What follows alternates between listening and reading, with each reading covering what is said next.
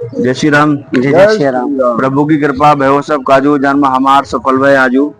आज भगवान श्री सीताराम हनुमान जी महाराज की कृपा और उनके चरणों के आशीर्वाद के परिणाम स्वरूप हमारे 1101 श्री हनुमान स्थापना संकल्प के अंतर्गत 94वें सिंदूरी विग्रह हनुमान जी की स्थापना बिल्कुल हो चुकी है। आप देख सकते हैं ये हमारे गोस्वामी श्री तुलसीदास जी हैं, जिन्होंने श्री रामचरितमानस की रचना की। और बिल्कुल पड़ोस में ये जो कुटिया है उसमें हमारे 94वें सिंदूरी हनुमान जी की स्थापना हो चुकी है। मैं ये जानना चाहूंगा आदरणीय सोनू भारद्वाज जी से कि आप इस भूमि के बारे में परिचय दें। बिल्कुल, ये हमारी जो भूमि है वो दिव्य पावन भूमि है। इसे सोरों सूक्रक क्षेत्र के नाम से जाना जाता है और दूसरे शब्दों में बरहा क्षेत्र भी इस भूमि को कहा जाता है। साथ ही साथ ये पावन भूमि गोस्वामी श्री तुलसीदास जी महाराज जी की जन्म भूमि भी है। जैसा कि सभी लोग रामचरितमानस पढ़ते हैं, तो रामचरितमानस का जो 30वां दोहा है उसमें गोस्वामी तुलसीदास जी महाराज लिखते हैं, मैं पुण्य निज गुण सन सुनी कथा सूकर क्षेत्र, समझी नहीं तो सवालपन तब अत्र है वो अचेत। तो गोस्वामी तुलसीदास जी लिखते हैं कि मैं बालपन में था, बाल्यावस्था में था और मेरे गुरुजी बार बार मुझे रामायण पढ़ाते थे, लेकिन मुझे बाल्यावस्था के कारण वो समझ में नहीं आती थी। तो यहाँ से और सूगर क्षेत्र जो कि बरहा क्षेत्र है, ये तो यहाँ से ये सिद्ध होता है कि गोस्वामी तुलसीदास जी की जो जन्मभूमि है या बाल्यकाल में वो यहीं पे रहे थे। साथ में बरहा पुराण में भी कहा गया है, भगवान स्वयं बरहा ने कहा है कि यत्र भागीरथी गंगा तत्र मम शौकर विस्तृता, मेरा सूगर क्षेत्र वहां स्थित है जहाँ भागीरथी गंगा है। जैसा कि बहुत से लोग कहते हैं कि राजापुर के पास सूगर क्षेत्र है, तो वहां पर भागीरथी गंगा का कोई भी महत्व नहीं, वहां पर कोई भी अस्तित्व नहीं है। भागीरथी गंगा यहाँ विराजमान है और यही सूकर क्षेत्र है।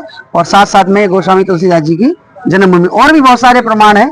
आप आइए इस तीर्थ के दर्शन कीजिए। ये यहाँ पर बरहा कुंड है जी। और मान्यता है कि यहाँ पर डाली गई अस्थियां 3 दिन में जल हो जाती हैं। भगवान बरहा ने स्वयं कहा है कि हे पृथ्वी प्रक्षस्तास्तु वर्गस्तु रेण रूप प्रजायते त्रिनांते बरारोहे मम क्षेत्र प्रभावता, मेरे क्षेत्र में डाली गई अस्थियां 3 दिन में जल हो जाती हैं। और आज भी प्रमाण है कि देश विदेश से, भारत के अनेकों राज्यों से लाखों श्रद्धालु यात्री यहाँ पर आते हैं और अस्थि विसर्जन अपने पूर्वजों का यहाँ करते हैं, पिंडदान करते हैं और उनका मोक्ष होता है, क्योंकि इसको मोक्ष स्थली भी कहा गया है। भगवान बरहा ने जब हिरण्याक्ष का वध किया था तो यहाँ पर एकादशी को व्रत किया है और द्वादशी को अघैन द्वादशी, अग्नि शुक्ल पक्ष में द्वादशी को जो है भगवान ने अपने देह का त्याग किया है।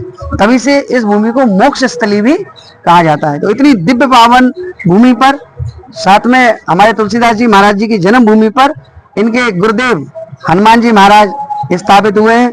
इसके लिए मैं आपको बहुत बहुत धन्यवाद देता हूँ कि आपने बहुत ही शुभ कार्य किया है।